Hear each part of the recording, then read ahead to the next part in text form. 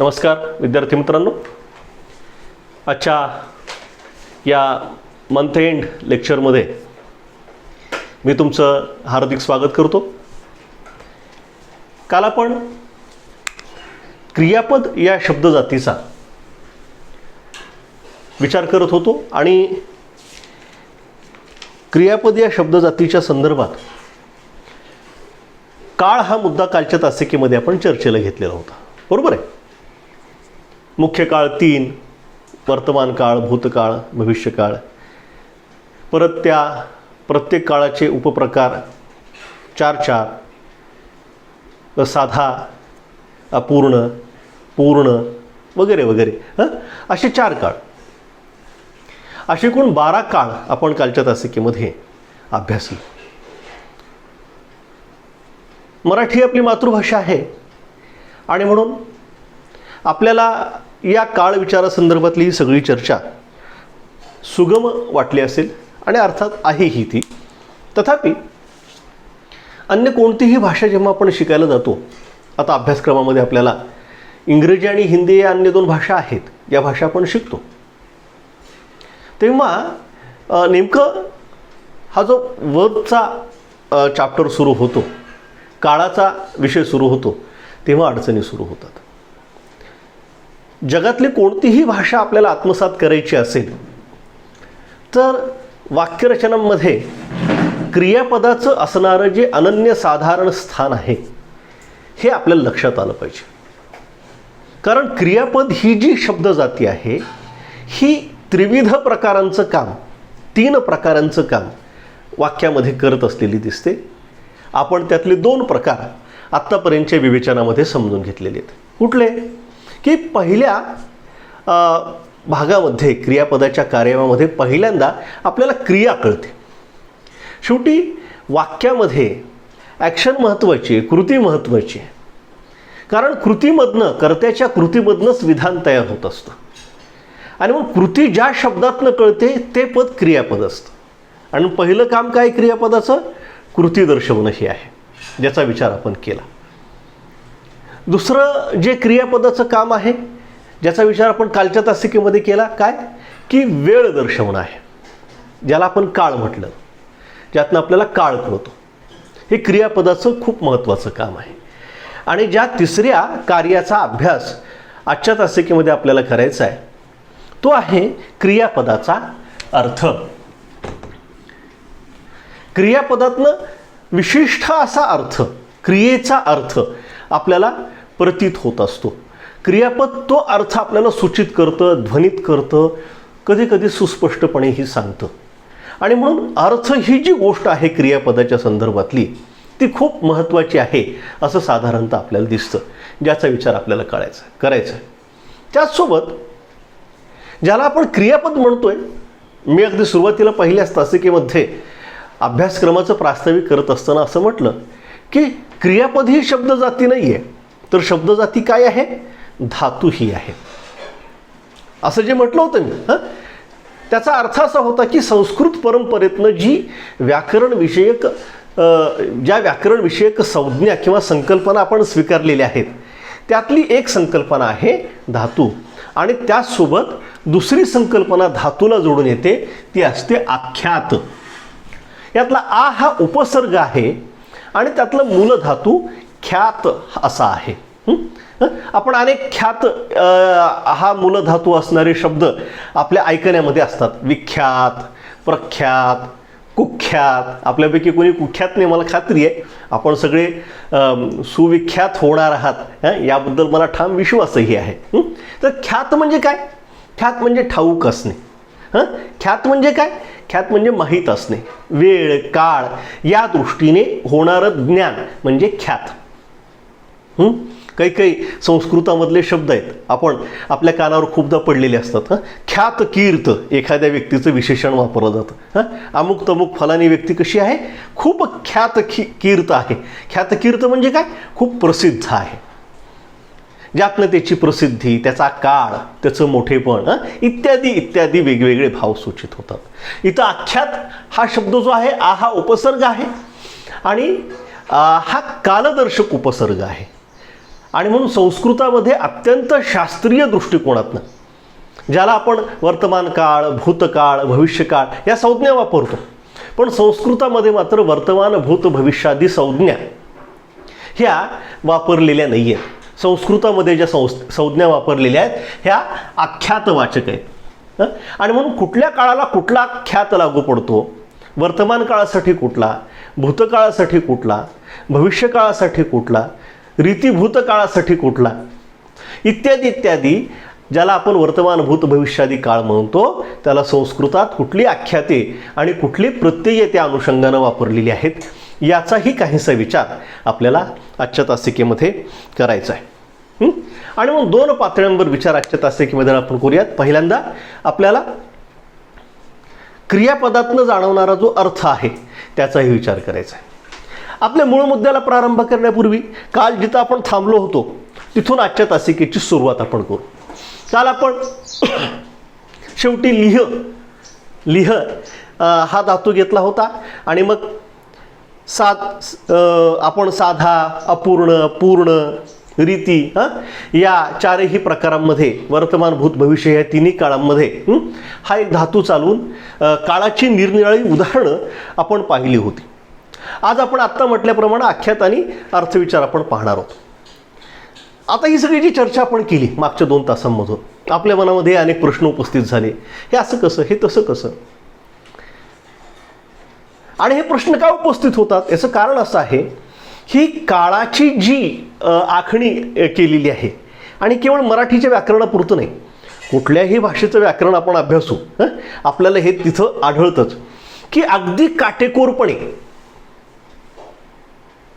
काटेकोरपणे जसं आपण फलकावर शिकलो, वहीमध्ये शिकलो, पुस्तकात वाचतो की वर्तमान काळ म्हणजे असा, अपूर्ण भूतकाळ म्हणजे असा, रीती वर्तमान म्हणजे असा, पण प्रत्यक्षामध्ये आपल्याला असं आढळतं की वेगवेगळ्या प्रकारे वाक्यरचना आपण करत असतो. जी वाक्यरचना वर्तमान काळामध्ये असते आणि अर्थ भूतकाळातला अपेक्षित असतो. वाक्यरचना भूतकाळातली केलेली सारखी दिसते आणि अर्थ मात्र भविष्य काळातला अपेक्षित असतो. आता आपली भाषा आपल्या परिचयाची असते आणि म्हणून आपल्याला या गोष्टीचा काही भ्रम वाटत नाही किंवा आपल्या मनामध्ये काही संभ्रम निर्माण होत नाही.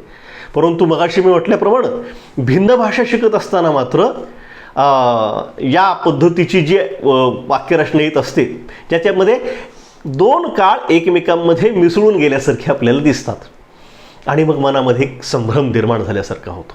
तर आपल्या मराठीमध्ये सुद्धा अशा पद्धतीची वाक्यरचना होत असलेली आपल्याला दिसते.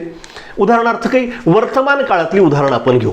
उदाहरणार्थ एक 2-3 एक पहिल्या 5-10 मिनिटांमध्ये आख्यात आणि अर्थाला प्रारंभ करण्यापूर्वी काळाचा जो अगदी वैशिष्ट्यपूर्ण वापर म्हणू आपण, काळ या संज्ञेचा वैशिष्ट्यपूर्ण वापर आपण म्हणतो, तो भिन्न भिन्न काळांमध्ये कसा केला जातो याची काही उदाहरणं पाहू आणि मग पुढे सरकू. आज आपल्याला काळ पूर्ण करायचा आहे, किती का वेळ लागेल त्यामुळं थोडं केअरफुली लक्षपूर्वक ऐका.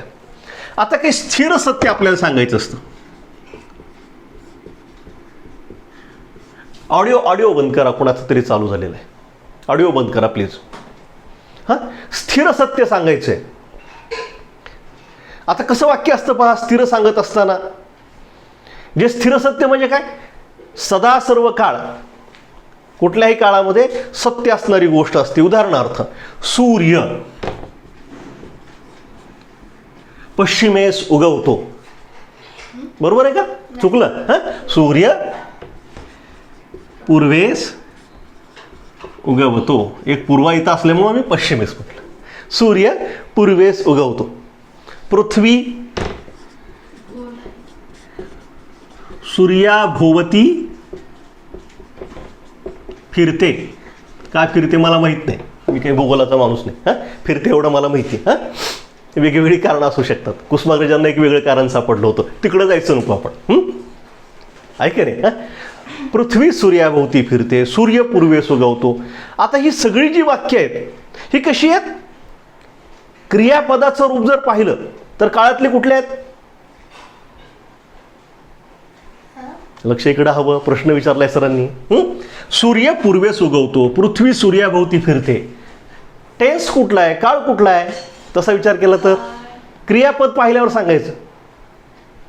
साधा वर्तमान काळ म्हणजे वर्तमान काळ आहे. साधा अपूर्ण सोडून देऊ आपण आता, म्हणजे वर्तमान आहे. पण लक्षात घ्या की जेव्हा सार्वत्रिक सत्य, त्रिकाला बाधित सत्य आपल्याला सांगायचं असतं तेव्हा तिथं वर्तमान काळ वापरतो. काळाचं वैशिष्ट्य हे भूतकाळात नाही लिहिता येत, हे भविष्यकाळातल्या क्रियापदाचं रूप करता येत नाही. तर हे वर्तमानामध्येच आपल्याला सांगावं लागतं. हे जसं आहे तसं ऐतिहासिक सत्य सांगायचं आहे आपल्याला, ज्याला आपण ऐतिहासिक वर्तमान काळ असंही म्हणू शकू. आपण ऐतिहासिक वर्तमान काळ असंही म्हणू आपण. कसं वाक्य असतं हे लिहून ठेवा बरं वहीमध्ये, महत्वाची खूप. ऐतिहासिक वर्तमान काळ. अर्जुन कृष्णास म्हणतो. वस्तुतः इथं म्हणाला असा अभिप्रेत आहे. वस्तुतः इथं असा अभिप्रेत आहे. पण वाक्यरचना कशी करतो आपण? अर्जुन कृष्ण असं म्हणतो, वर्तमानकालीन विधान करतो. म्हणाला, होऊन गेले. इतिहासामध्ये पुराणामध्ये अर्जुन आणि कृष्ण ही दोन पात्र होऊन गेलेली आहेत. पण इथं वाक्य कसं केलंय? ऐका बरं का मुलांनो, अर्जुन कृष्णास म्हणतो किंवा कृष्ण अर्जुनास म्हणतो या क्रियापदाकडे लक्ष द्या. हे क्रियापद कसं आहे? वर्तमानकालीन आहे. हे क्रियापद कसं आहे? वर्तमानकालीन आहे. पण इथं लिहिले कसं? इथं वर्तमानकाल लिहिलंय, पण इतिहासातली गोष्ट आहे म्हणजे भूतकाळातलं क्रियापद यायला हवं, म्हणाला असं व्हायला हवं. पण तसं होताना दिसत नाही. हां, इथं लिहिता हे असंही लिहितो आपण, नाही याच्यातला भाग नाही. आणखीन असंही लिहितो आपण. इथं वर्तमान काळाचा कसा खुबीनी वापर ऐतिहासिक सत्य किंवा ऐतिहासिक वस्तुस्थिती सांगण्यासाठी केलेला आहे, एवढं फक्त लक्षात घ्यायचं आहे आपल्याला. हे सुद्धा करेक्ट आहे, हे चुकीचं नाही आहे आणि असं वापरतोच आपण. आणखीन काही गोष्ट सांगताना वर्तमान काळात सांगतात असं काहीतरी आहे ना? हो ना. जेव्हा एखादी गोष्ट सांगायची आपल्याला, मग ती भूतकाळातली जरी असली, काय होऊन गेलेल्या गोष्टींचीच गोष्ट असते. पण आपण म्हणतो एक होता राजा, भूतकाळात गेली, पण त्याच्यामध्ये काही वाक्य पेरत असताना सुद्धा आपण वर्तमानकालीन क्रियापदांचा वापर करतो. करेक्ट झालं पाहिजे, ते जोडलं गेलं पाहिजे यासाठी. इथं सुद्धा तसंच केलेलं आहे, म्हणतो वर्तमानकालीन रूप केलेलं आपल्याला दिसतं. किंवा भविष्यकाळातलं उदाहरण घेऊ आपण, जे वर्तमानात वापरल्यासारखं आपल्याला दिसतं, ज्याला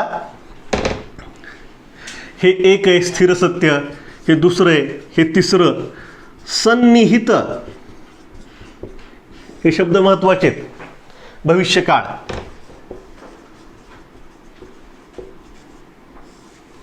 सन्निहित हे लिहिलंय का वहीमध्ये? सन्निहित भविष्यकाळ वही त्यांना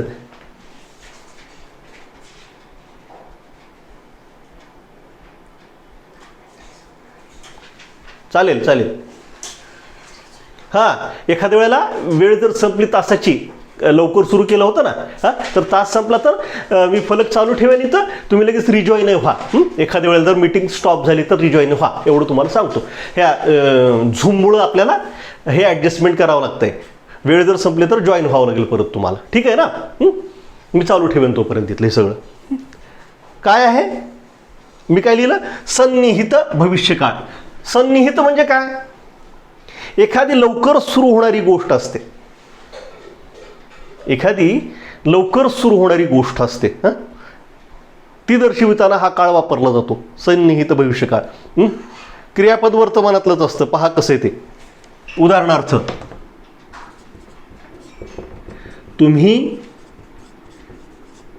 पुढे व्हा किंवा चला, मी येतोच.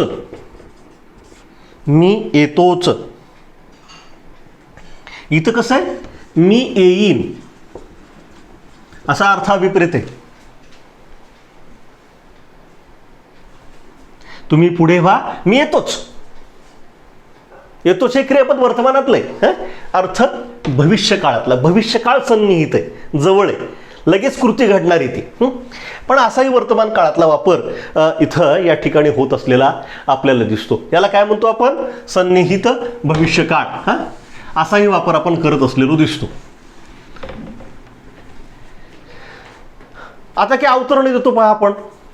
अवतरण देत असताना कसं वाक्यरचना करतो? अवतरण देताना अवतरण चिन्हात म्हणतो आपण. संत ज्ञानेश्वर म्हणतात, संत तुकाराम म्हणतात, वीर सावरकर म्हणतात, डॉक्टर बाबासाहेब आंबेडकर म्हणतात, असतं ना अवतरण.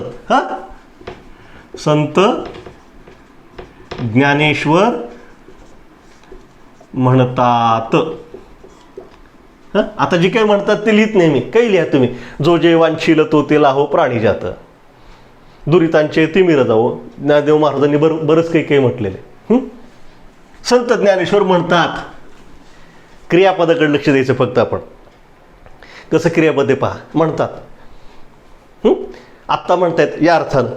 असाही वापर वर्तमान काळाच्या बाबतीत केलेला आपल्याला दिसतो.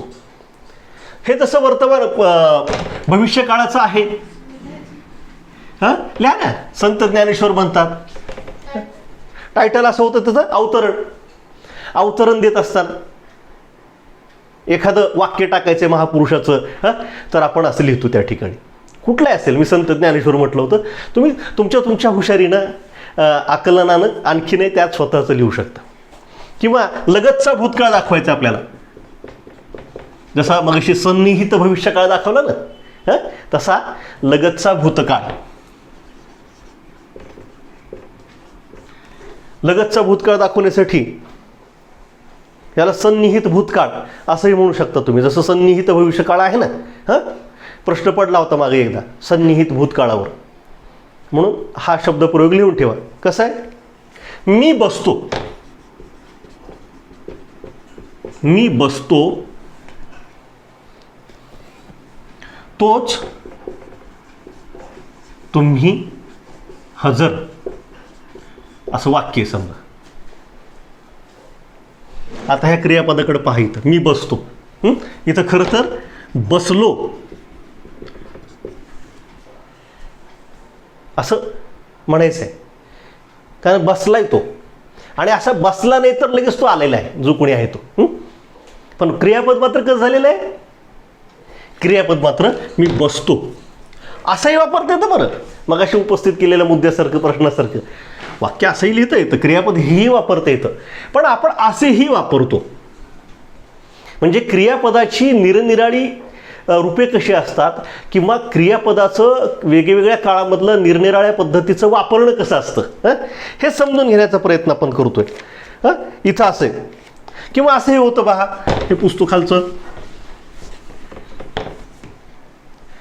हे 5व्या क्रमांकाचं होतं वर्तमान काळातलं. हे 6व्या क्रमांकाचं रीती वर्तमान काळ ज्याला म्हणू आपण.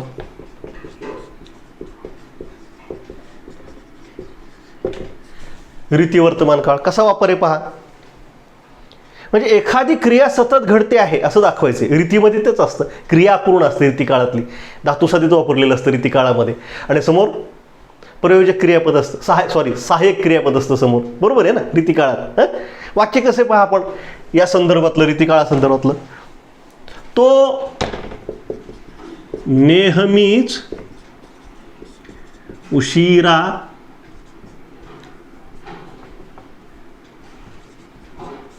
उठतो. उशिरा उठतो किंवा उशिरा येतो लिहू आपण. उशिरा येतो. इथं येत असतो असा अभिप्रेत आहे. येत असतो.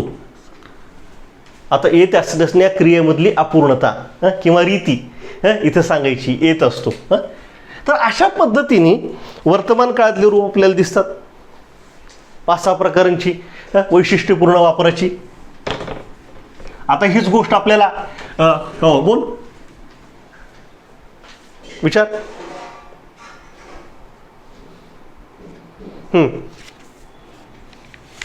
हो हा.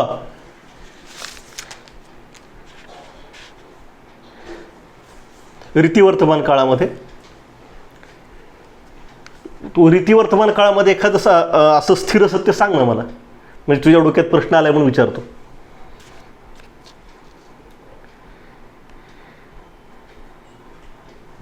म्हणजे पृथ्वी पूर्वेकडून पश्चिमेकडे फिरत असते. पश्चिमेकडून पूर्वेकडे फिरत असते. ठीक आहे ना, असाही वापर होऊ शकतो ना त्याचा. होऊ शकतो. तू म्हटलं नाही, हेच तर मुद्दा आहे ह्याच्यातला, की काळाच्या संदर्भातले जे आपण नियम म्हणून शिकतो काय, ह्याच्यामध्ये काटेकोरपणा नसतो. एवढीच गोष्ट लक्षात घ्यायची आपल्याला इथं. तू अगदी चांगला मुद्दा काढलेला आहेस, योग्य मुद्दा आहे, की या पद्धतीने सुद्धा आपल्याला काळाचा वापर करता येतो. रीतिवर्तमान काळाचं तू उदाहरण म्हणून सांगतेस, की रीतिवर्तमान काळ कुठल्या अर्थानं म्हटलीस तू इथं, की क्रियापदाचं जे रूप आहे फिरत असते. बरोबर आहे ना? हां, फिरत असते म्हणजे काय, फिरण्याची क्रिया चालू आहे किंवा फिरण्याची क्रिया, हां म्हणजे फिरण्याच्या क्रियेबद्दलची रीत कळते तुला तिथं. हां, या अर्थानं तुला म्हणायचं की हा रीतिवर्तमान काळसुद्धा होऊ शकतो. It is right. हां, अगदी काही नाही, बरोबर आहे तू म्हणतेस ते, तसंही होऊ शकतं. चुकीचं नाही आहे हे. ठीक आहे. हां हां, आता पुढचं पाहू. हां, लक्षात आलं माझं तुझं काय म्हणणं आहे ते. आता हे जसं वर्तमान काळातलं आपण पाहिलं, तसंच भूत आणि भविष्य, भूतकाळातली काही अशी वैशिष्ट्य पाहू. खोडून लिहा पुढून सर तुम्ही, परत दुसऱ्या पानावर लिहा, एवढं काय त्याच्यात. भूतकाळ. आता इथं कसं होतं पहा, संपलं पहा इथलं. ताबडतोब घडणाऱ्या क्रियेबाबत भूतकाळातले जे वर्तमान काळातली उदाहरणं आपण पाहिली. मीटिंग संपली. हां, म्हणजे आपण इथं काय समजून घेतोय, की काळाचा जो वापर आपल्याला करायचा आहे, पाठवाली. हा काळाचा वापर या वेगवेगळ्या प्रकारांनी आपल्याला करावा लागतो. हां, इथं आपण आता काय पाहिलं, तुझा मुद्दा बरोबर होता, तू सांगत होतीस ती, की रीतिकाळ असेल, रीतिकाळातील क्रियापदांची रूपांची ठेवण असेल, ही ठेवण या पद्धतीने आपल्याला करता येते. हां, म्हणजे उदाहरणार्थ तू असं म्हटलीस आत्ता की पृथ्वी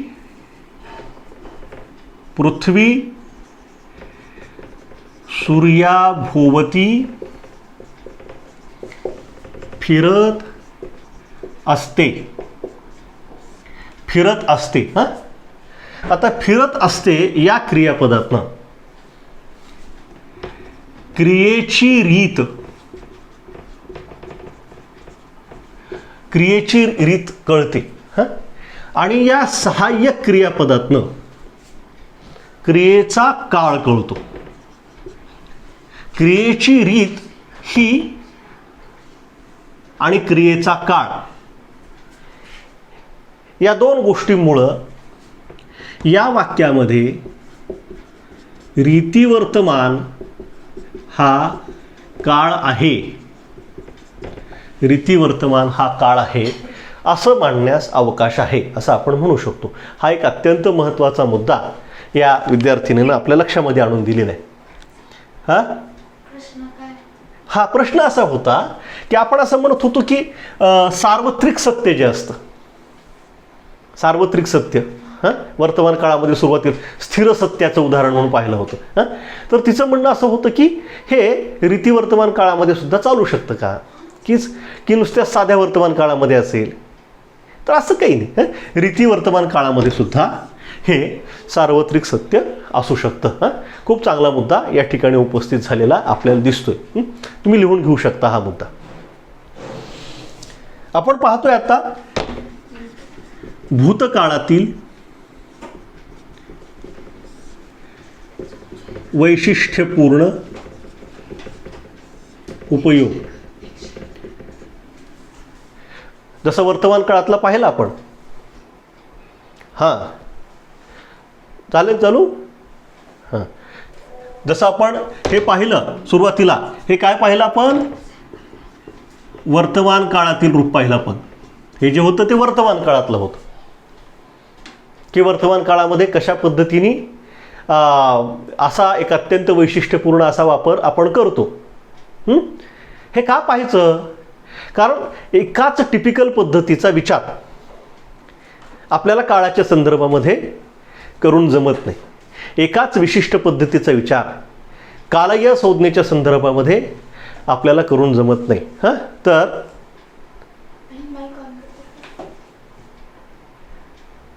हां, आता येत असेल आवाज? बरं, दिल आवाज. हां, आपण काय विचार करत होतो की काळ या संज्ञेचा जो विचार आपल्याला करायचा आहे तो नियमांच्या चौकटीत राहून करता येत नाही. तर या चौकटीच्या पुढं जाऊनही थोडासा विचार करावा लागतो. हां, आणि या चौकटीच्या बाहेर जाऊन केलेल्या विचारालाच अभ्यास म्हटलं जातं. अभ्यास कशाला म्हटलं जातं? चौकटीच्या बाहेर जाऊ नये. नियम तर बनवलेलाच आहे, पण आपल्याला असं दिसतं की नियमाला खूप अपवाद आहेत. हे अपवादांचं कारण काय? कारण भाषा ही कधीच व्याकरणाच्या चौकटीमध्ये राहू शकत नाही. लक्षात घ्या हा, की आत्तापर्यंत अनेक व्याकरणं तयार झाली. आपल्या मराठीची सुद्धा खूप व्याकरणं तयार झाली. हां, आणि इथून पुढच्या काळामध्ये सुद्धा अनेक व्याकरणं तयार होतील.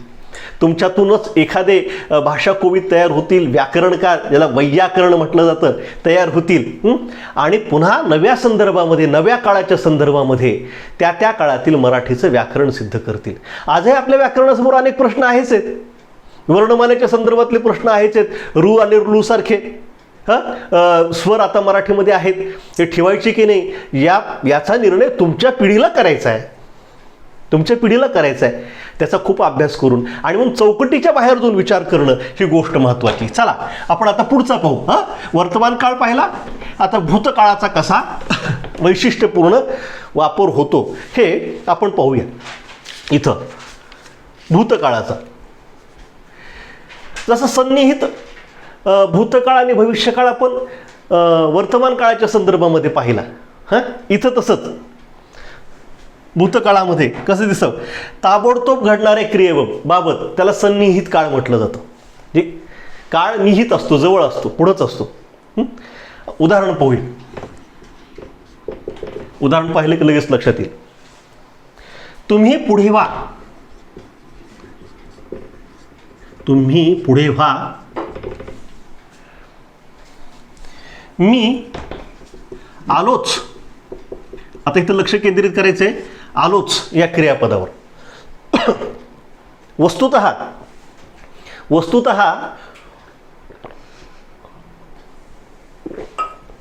इथं मला येईन असं म्हणायचंय.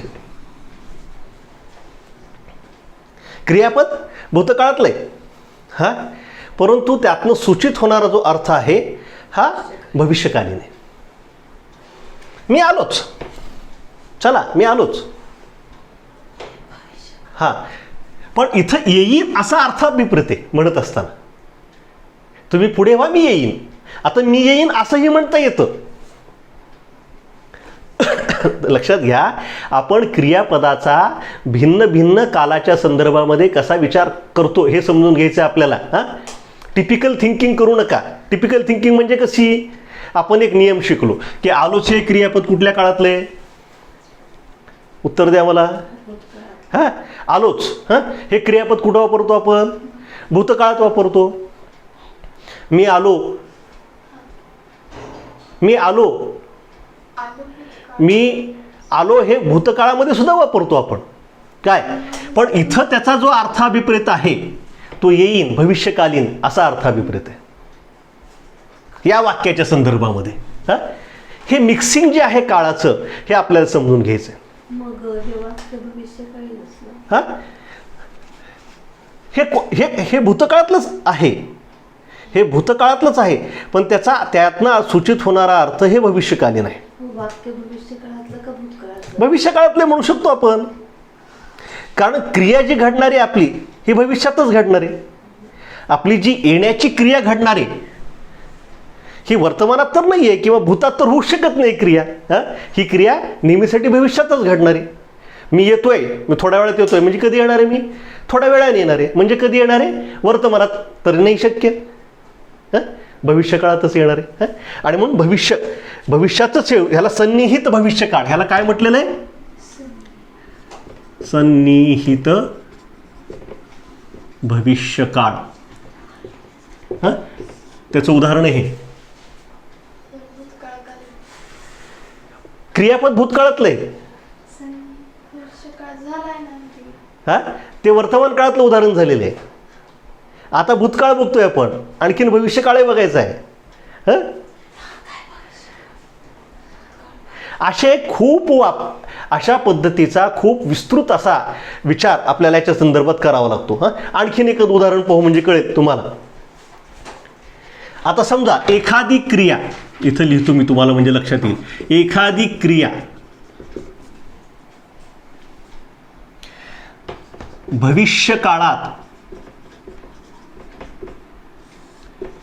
खात्रीने होणार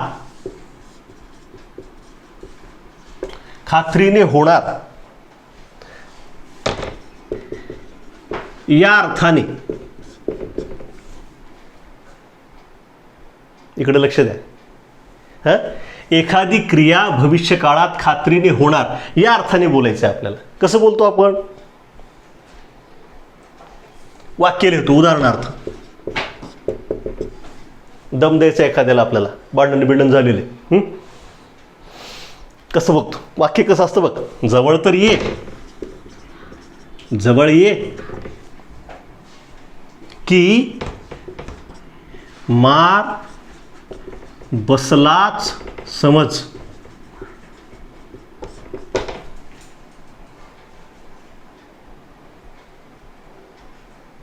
इथं खात्री आहे. याला एखादी गोष्ट भविष्यामध्ये घडणार आहे, परंतु वर्तमानामध्ये त्याची खात्री आहे आपल्याला. तू जवळ जर आलास तर अट्टा बसणार तुला. तो कधी येणार आहे? भविष्य काळामध्ये. म्हणतोय कुठं? आत्ता, इथं बोलल्यासारखं. या पद्धतीच्या वाक्यरचना वेगवेगळ्या काळामध्ये सुद्धा होत असतात. मी तुम्हाला जास्त कन्फ्यूज होईल या पद्धतीचा विचार करत नाही. ह्या गोष्टी फक्त आपण समजून घ्यायला हव्यात. आपल्याला आजच्या तासिकेतील मुख्य विषयाकडे वळायचे. खरं तर आणखीन तिथपर्यंत पोहोचलोच नाही आपण. तो मुख्य आपला विचार आहे. लवकर लवकर लवकर लिहा, वेळ संपत जातोय. तो आपला मुख्य विचार आहे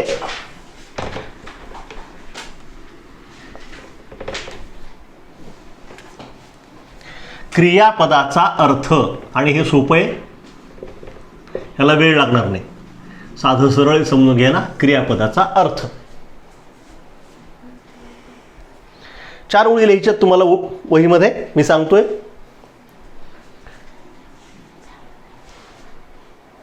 लिहा.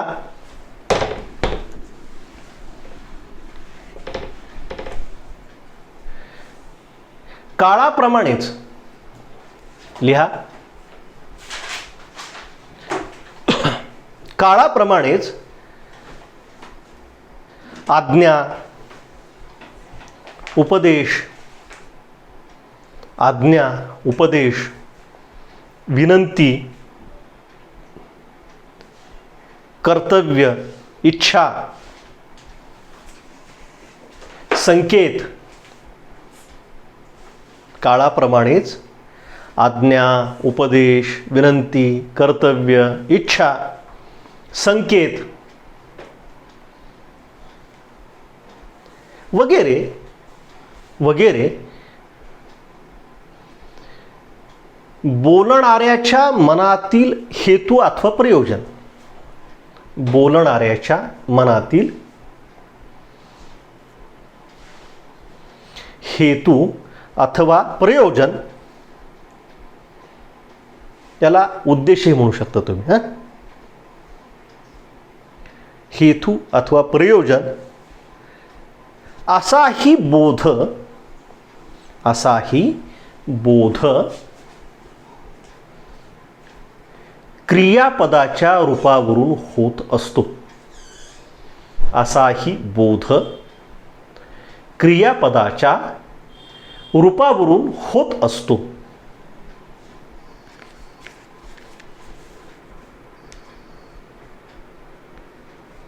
यालाच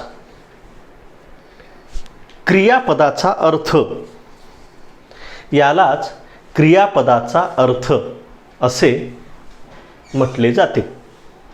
यालाच क्रियापदाचा अर्थ असे म्हटले जाते. आता हा अर्थ जो आहे हा 4 प्रकारांचा आहे. हा अर्थ जो आहे हा अर्थ 4 प्रकारांचा आहे. कोणकोणते 4 अर्थ आहेत आपल्याला पाहिजेत. वातावरणामध्ये उकाडा आहे जरा, किंवा तुम्ही मला घाम फोडलाय नेमकं मला कळत नाहीये, बहुतेक उकाडा आहे असं समजतो मी. 4 प्रकारांचे अर्थ असतात. पहिला स्वार्थ, दुसरा आज्ञार्थ, तिसरा विद्यार्थ आणि चौथा संकेतार्थ.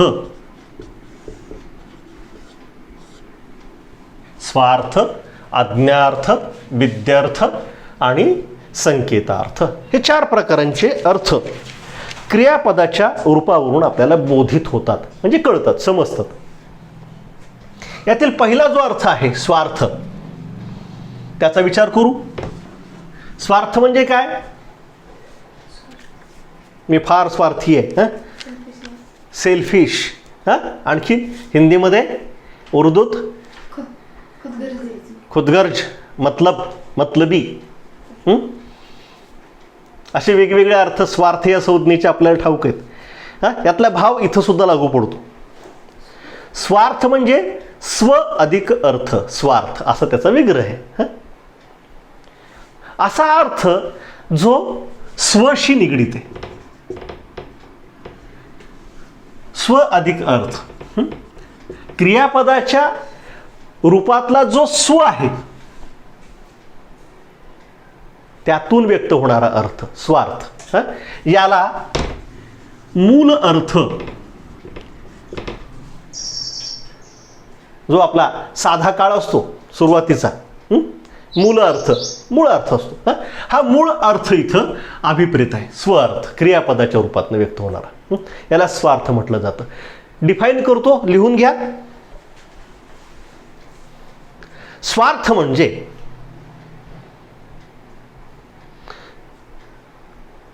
स्वतःचा किंवा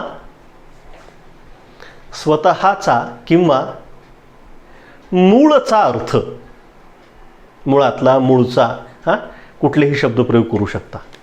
मुळातला, मूळचा अर्थ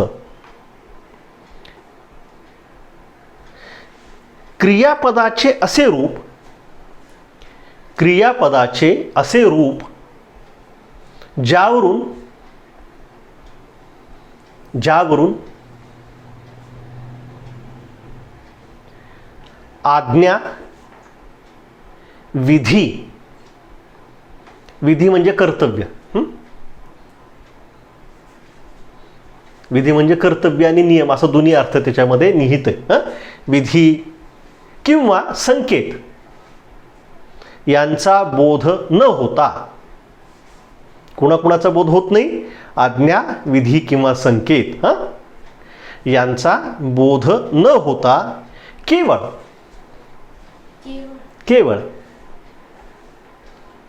क्रियापदाचा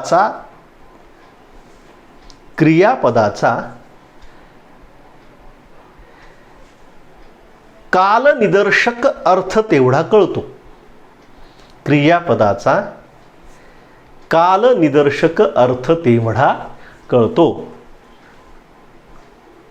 त्यास स्वार्थ म्हणावे.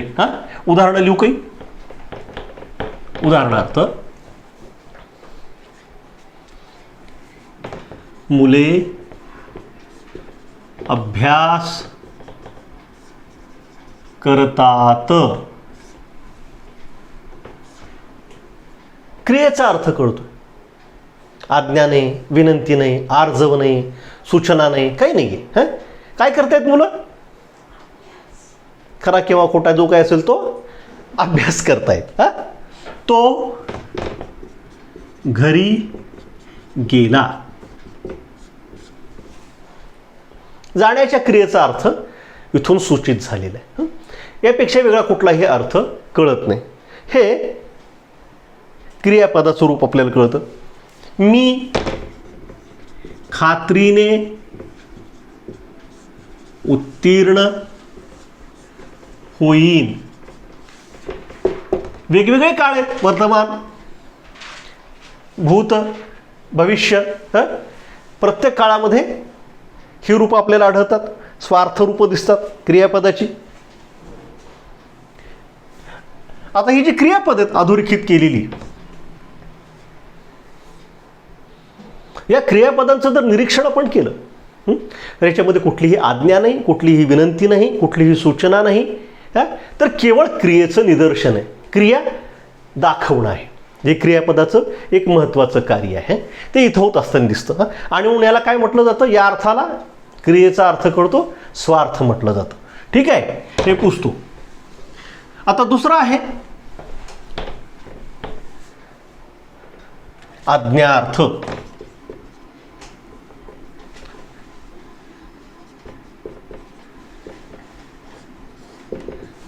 दुसरा आहे आज्ञार्थ.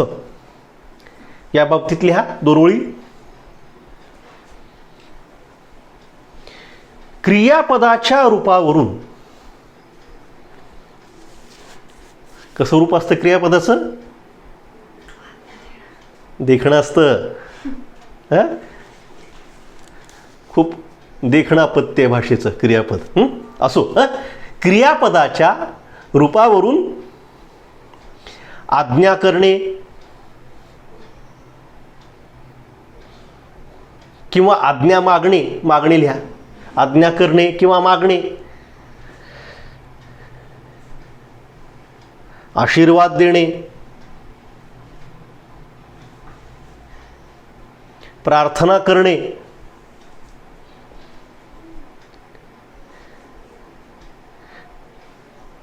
विनंती किंवा उपदेश करणे, विनंती किंवा उपदेश यांचा बोध होतो तेव्हा त्या क्रियापदास आज्ञार्थी क्रियापद म्हणावे. आज्ञार्थी क्रियापद म्हणावे. उदाहरणार्थ, एक एक उदाहरण वरील सर्व मधल्या वैशिष्ट्यांचं घेऊ आपण, अर्थांचं घेऊ. मुलांनो, ताठ बसा.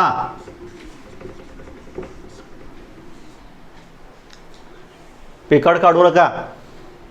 ऐ, कुठे लक्ष? कळलं का सांगितलेलं? ताठ बसायचं.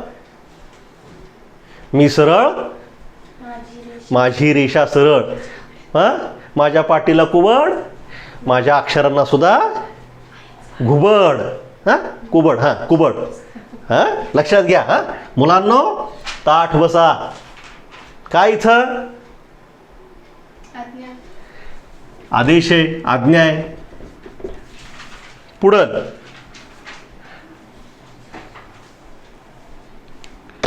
देवा, कोरोनाचा काळ आहे, सर्वांना सुखी ठेव रे बाबा. सर, ह्याच्या पुढं ते एक्सक्लेमेशन मार्क आहे. कशासमोर? आज्ञेच्या समोर नाही. उद्गार चिन्ह नाही. नाही. हां, देवा ही काय प्रार्थना आहे? बरोबर आहे, प्रार्थना. कोण सांगितलं? हे सांगणारी कोण होती आत्ता? श्रेया का? हां, रिया. हां, रिया, अभिनंदन. प्रार्थना आहे. तिसरं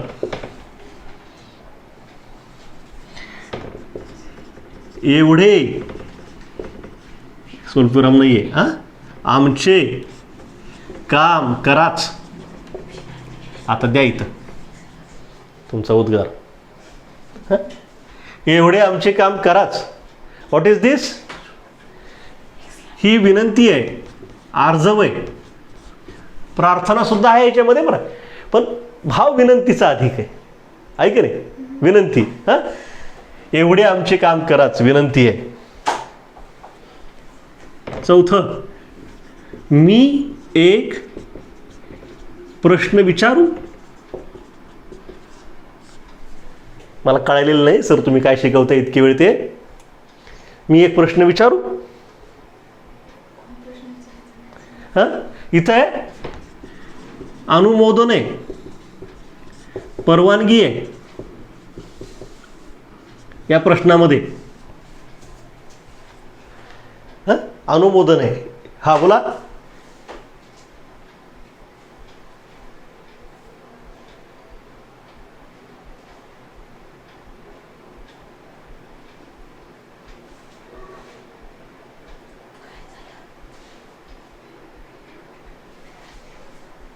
हो बरोबर आहे की.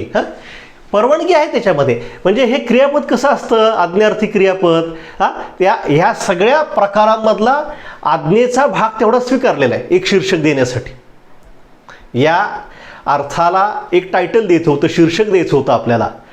त्यासाठी आता प्रत्येकाचे जर वेगवेगळे शीर्षकं करायची म्हटले, आपल्याला प्रकार करायचे म्हटले, तर आणखीन 5-25 प्रकार तयार होतील वरद. बरोबर आहे ना? म्हणून वरच्याच्यात आपण ॲड करू शकतो. अनुमोदन म्हणू शकतो, परवानगी म्हणू शकतो. हे भाव आहेत क्रियापदातनं व्यक्त होणारे. तुझा मुद्दा माझ्या लक्षात आला की आपण जे वर जे लिहिले ना, क्रियापदाच्या रूपावरून आज्ञा करणे किंवा आज्ञा मागणे, आशीर्वाद देणे, प्रार्थना करणे, विनंती करणे, उपदेश करणे वगैरे वगैरे म्हणू शकू आपण तिथं. इत्यादी गोष्टींचा बोध होतो. त्याला आज्ञार्थी क्रियापद असं म्हटलं जातं. परवानगी मागणे म्हणजे आज्ञा मागणे. एखादी आज्ञा मागणे, आपण आज्ञा मागण्याचा अर्थ जो असतो त्याला आज्ञा महाराज असं आपण म्हणतो. तर तिथं परवानगीच मागायची आपल्याला बाळा. या अर्थानं इथं हा मुद्दा आलेला आपल्याला दिसतो. आता आणखीन एक वाक्य त्यातल्या त्यात चांगलं. तेवढी खिडकी लाव पाहू. आता काय ही ऑर्डर आहे? ही आज्ञा आहे का? पण आता ही वरची आज्ञा, ताठ बसा, ही आज्ञा, आणि ही तेवढी खिडकी लाव पाहू, ही सुद्धा आज्ञाच आहे. फरक काय दोघात? ह्याच्यात आर्जव आहे. ह्याला म्हणायचं विनंती वजा आज्ञा. एक सौम्यता आहे त्याच्यामध्ये, ऑर्डरमध्ये. कठोरता नाही, सौम्यता आहे. मग ह्याला सौम्य आज्ञा असं सुद्धा म्हणता येतं आपल्याला. भाषा अशी खुबीनं वापरता आली पाहिजे. आणि भाषेचा असा जो खुबीनं केलेला वापर असतो, त्यातनं आपलं बोलणं, आपलं लिहिणं हे खुमासदार होतं, प्रभावी होतं, आणि त्यातनं अनेक गोष्टी नंतर भविष्यातही साध्य होतात. तर ही आज्ञार्थी क्रियापदाची काही उदाहरणं म्हणून आपल्याला इथं पाहता येतं. आता यासोबत पुढचा जो अर्थ आहे तो आहे विद्यार्थ. विद्यार्थ काय? हा विद्यार्थ, विद्यार्थामध्ये विधी आहे. विधी म्हणजे कर्तव्य. बघा आपल्या शासकीय व्यवहारामध्ये सुद्धा म्हणतो विधिमंडळ म्हणतो आपण. कायदेमंडळ, विधिमंडळाचा अर्थ कायदेमंडळ असा आहे. विधीचा अर्थ कायदा असा सुद्धा होतो, नियम असाही होतो. आणि या सगळ्या गोष्टींमध्ये कर्तव्य दडलेलं असतं. नागरिकांची कर्तव्य, शासनाची कर्तव्य, हा विधिमंडळातला अर्थ आहे. मग तिथं नियम बनवले जातात, कायदे बनवले जातात. कशासाठी? कर्तव्य पालनासाठी. तर विधी म्हणजे कर्तव्य अर्थानं. लिहून घ्या आपण 2 ओळी या संदर्भात. क्रियापदाच्या रूपावरून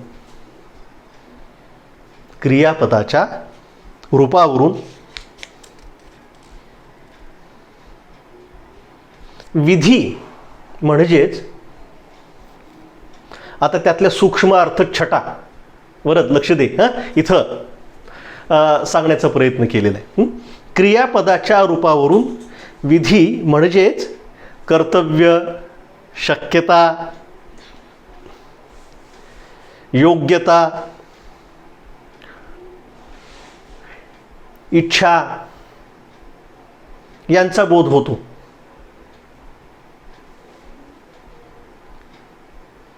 आता यांच्या अगोदर इत्यादींचा असं म्हटलं तरी चालेल. आणखीन एखादी सूक्ष्म अर्थ छटा या प्रकारामध्ये जोडता येऊ शकते आपल्याला. यांचा बोध होतो तेव्हा ते क्रियापद विद्यार्थी क्रियापद असते. 3-4 उदाहरणं पाहू म्हणजे आपल्याला मग समजून येईल.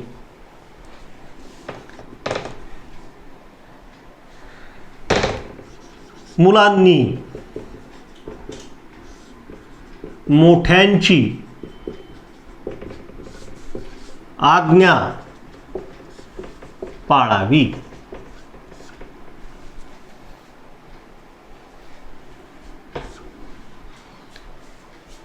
मुलांनी मोठ्यांची आज्ञा पाळावी. इथं मुलांना पाळावी या क्रियापदातनं त्यांच्या कर्तव्याची जाणीव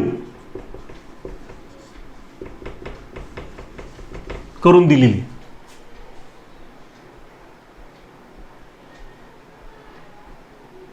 अशा पद्धतीने क्रियापद केलेले इकारांत क्रियापद. हे कसं आहे, कर्तव्याची जाणीव करून देणार आहे. किंवा दुसरं वाक्य, अंगी धैर्य असणाऱ्यांनीच, अंगी धैर्य असणाऱ्यांनीच हे साहस करावे. कुठले? व्याकरण शिकण्यासारखे. ज्यांच्या अंगामध्ये धैर्य आहे, संयम आहे, त्यांनीच हे साहस करावे. यातनं योग्यता आहे करणाऱ्याची, त्याच्यामध्ये ती योग्यता असली पाहिजे. लायकी हा शब्द वापरतो आपण, ती योग्यता असली पाहिजे. ज्याच्या अंगामध्ये ही योग्यता आहे, धैर्य आहे म्हणजे काय, योग्यता आहे, त्यानंच हे साहस करावं जे कुठलं करायचंय, अभिप्रेत असणारं वक्त्याला. किंवा परीक्षेत मला पहिला वर्ग मिळावा.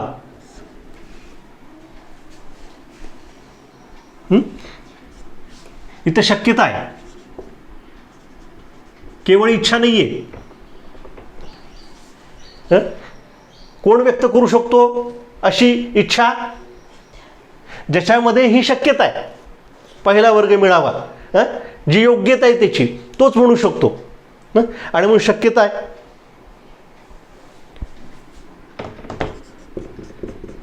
आता पाऊस थांबावा.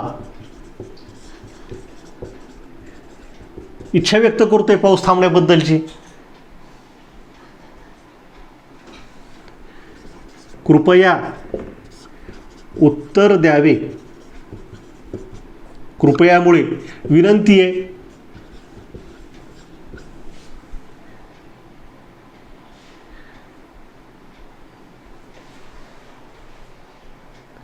विनंती आज्ञेमध्ये मोडत नाही. विनंती आज्ञेमध्ये सूक्ष्म अर्थ छट आहे. त्या विनंती आज्ञेमध्ये आता इथं कृपया उत्तर द्यावे. आता इथं कृपया ही जी हे जे हा जो शब्द आलेला आहे तो आज्ञावजा नाही आहे, विनंतीवजा आहे. आणि म्हणून त्याला विनंती म्हणतोय आपण. उत्तर द्यावे एवढंच जर वाक्य असलं असतं मग ते आज्ञार्थीमध्ये, त्याला आज्ञा या संकेतात टाकलं असतं आपण इथं. तर इथं कृपया म्हटल्यामुळं विनंतीचा भाव इथं प्रगट होत असताना दिसतो. तर विद्यार्थी वाक्याची अशी काही उदाहरणं आपल्याला पाहता येतात. शेवटचा अर्थ आहे क्रियापदाचा संकेतार्थ. वेळ झालेला आहे आपला आजचा. आजही आख्यात होत नाही असं दिसतंय. संकेतार्थ. आता संकेत म्हणजे काय लिहून घ्या चट करून 2 मिनिटात.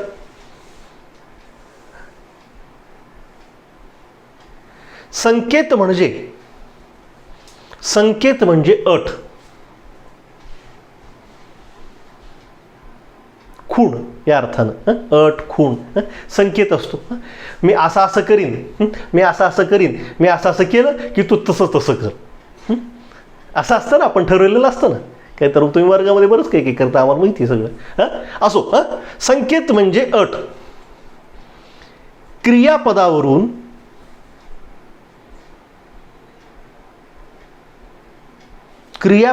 म्हणजे क्रियापदाच्या रूपावरून असे केले असते तर तसे झाले असते. असे केले असते तर तसे झाले असते, असा अर्थ प्रतीत होतो. कसा अर्थ प्रतीत होतो? जर असं केलं असतं आपण तर तसं झालं असतं. जर तरची परिभाषा तिथं असते.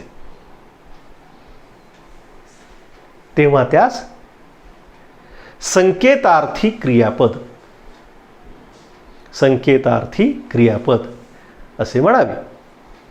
उदाहरणार्थ, मला जर कळाले असते तर मीही सांगितले असते. जर मला कळालं असतं तर मी सांगितलं असतं. मला नाही कळालं म्हणून मी नाही सांगितलं. जर तरची भावना इथं असते.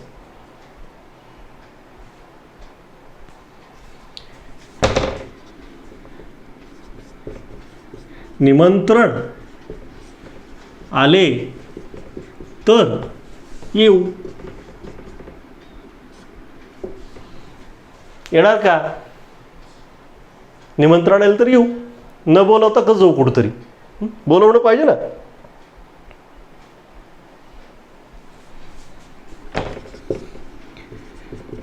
पाऊस आला तरी सहज जाणार. जाणार म्हणजे जाणार. आपल्या व्याकरणाच्या क्लासची ऑनलाईन सहल जाणार.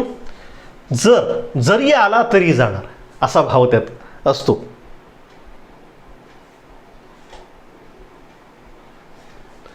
तू आला नसतास तरी चालले असते.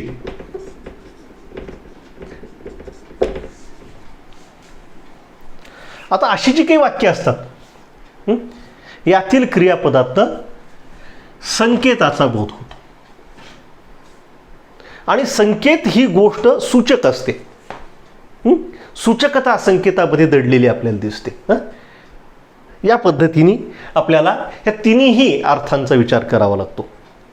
विद्यार्थी मित्रांनो, खरं तर मला आजच्या तासिकेमध्ये या अर्थांसोबत आख्यात जो आहे क्रियापदाशी निगडीत असणारा संस्कृत व्याकरणाशी निगडीत जो प्रकार आहे त्याचा विचार करायचा होता. पण पुन्हा वेळ आणि आपलं गणित कुठंतरी चुकलं आजच्या तासिकेत आहे. तेव्हा ठीक आहे, काही हरकत नाही. उद्याच्या तासिकेमध्ये सुरुवातीला 10-15 मिनिटांमध्ये आख्यात पाहू आणि पुढील शब्दजातीच्या अभ्यासाला प्रारंभ करू. पण ठीक आहे, व्यवस्थित सविस्तर चर्चा होऊन शंका समाधान होत आपल्या सगळ्या गोष्टी आपण पूर्ण करतोय. काही हरकत नाही. एखादी आपली तासिका वाढली तरी काही हरकत नाही. तर मला असं वाटतं की या ठिकाणी आपण ही तासिका थांबूया. उद्या भेटू.